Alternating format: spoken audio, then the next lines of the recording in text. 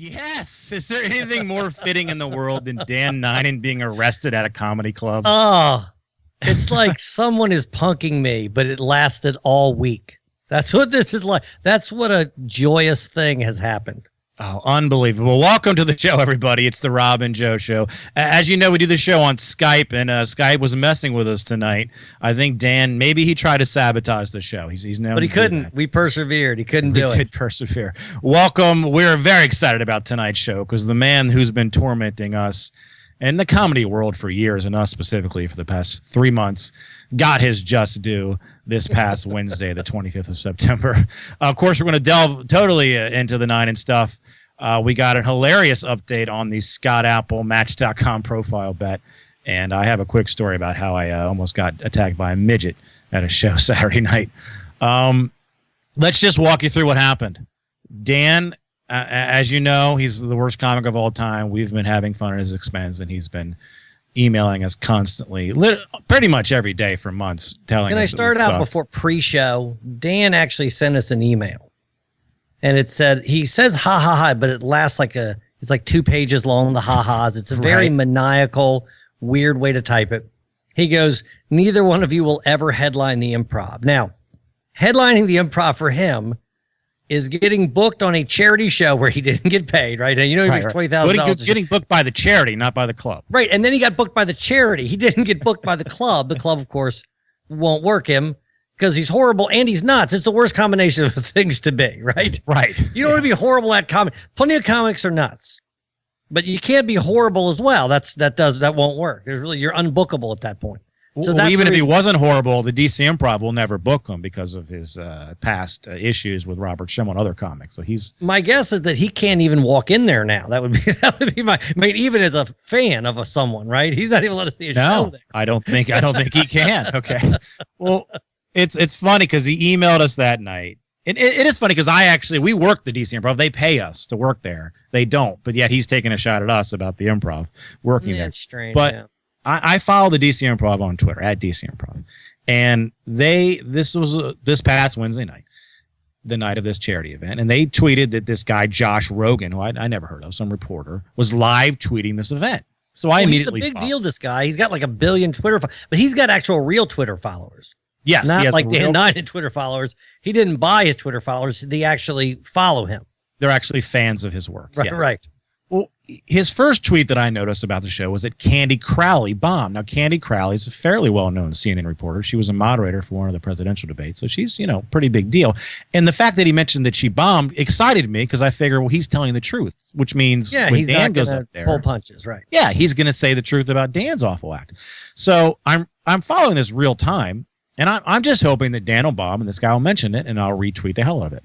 So his first tweet, Dan Nainan was funny until he dusted off his 2005 Katrina jokes in a gratingly bad GWB George W. Bush impression. Now, boom, I'm happy. Yes. That tweet, is the very retweet, first favor. Yes. That's the very first thing when I spoke about Dan the first time. That's the first thing I said. His jokes are a decade old. Remember, that's the very first thing that I said about him. But of course, I'm in comedy, so a lot of times that's lost on people where they get up there, they're doing fart jokes, they're doing Christopher Walken impersonations, Morgan Freeman impersonations, every hack thing you can do, McDonald's jokes or whatever. Then he gets up there. So a lot of times that's lost on people because they're like, oh yeah, farting is funny, right? And then they start laughing. But this guy immediately recognized, all right, this guy's a hack. He immediately recognizes it. Right?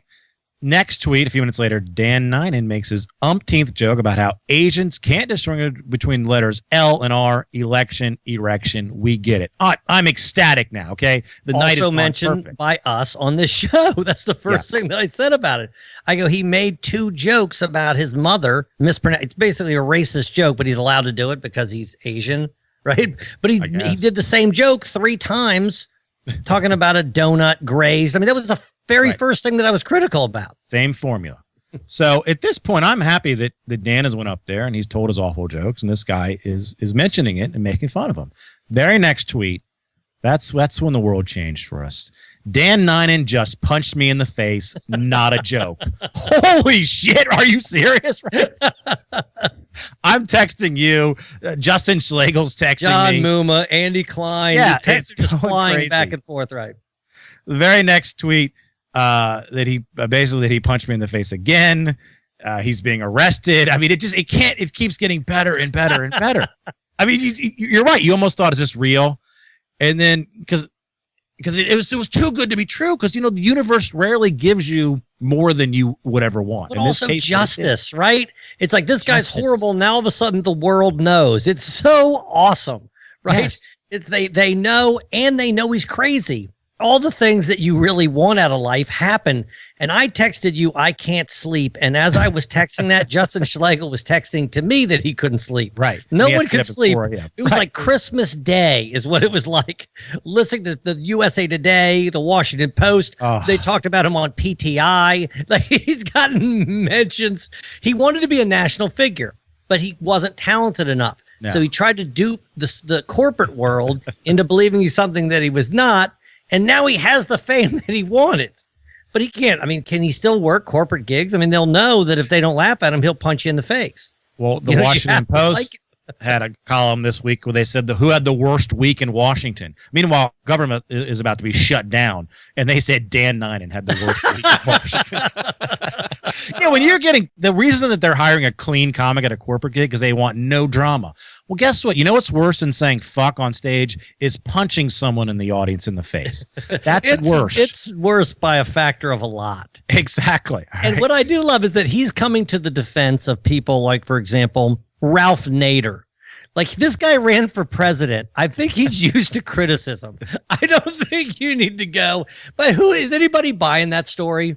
It's a ridiculous story. I am disappointed. I understand Nainan. What he's saying is that what can I say at this point?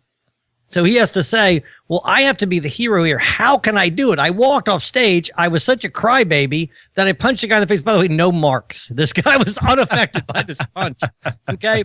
Because that's what Nainan said. Nainan goes, if I punch this guy, how come there's no marks? I don't know, because you're a pussy. I mean, we know why there's no marks. Because you're a 52-year-old Asian guy? Yeah, yes, because you're a tiny-handed Asian. We know why there's no marks on this guy, right?